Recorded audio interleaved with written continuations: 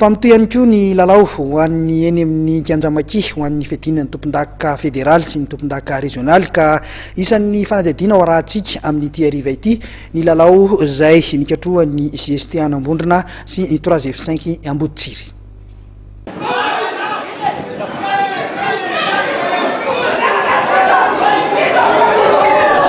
Nomontsanin'ny JSTA Ambondrona manao akanjo mena amin'ny sary tamin'ny isa mavesatra 540 ny 3F5 Amboditsiry manao akanjo mavo.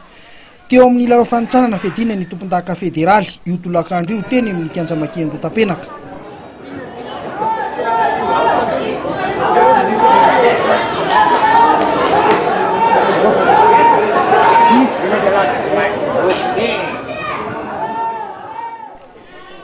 Teo amin'ny fizarapotona voalohany ihany no afaka nanohitra n'Ambondrona ary zareo Amboditsiry. Teo amin'ny fizarapotona faharoa dia nivatateraka ny fiarovan-tenany Amboditsiry ka dia nisesisesy ny baolina matin'ny tanana ho an'Ambondrona. Nanatombo teo amin'ny lafin'ny teknika ny JSTA Ambondrona tamin'ity fihaonana ity.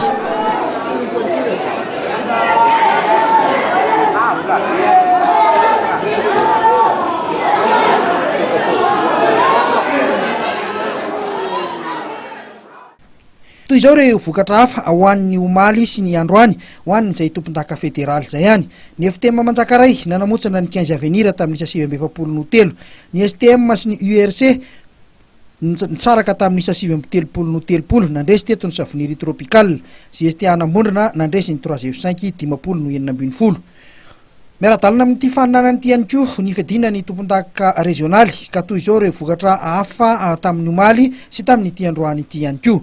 Ny FTN nanoa nandresy ny afahakazo manga tamin'ny 423, ny 15 black nandresy ny balami tamin'ny mokafoy 312, ny FBM be masoandro nandresy ny lion tamin'ny 13, ny rosa nandresy ny tamma 67 hektara tamin'ny 712, ary ny taria nandresy ny soldat tamin'ny 213.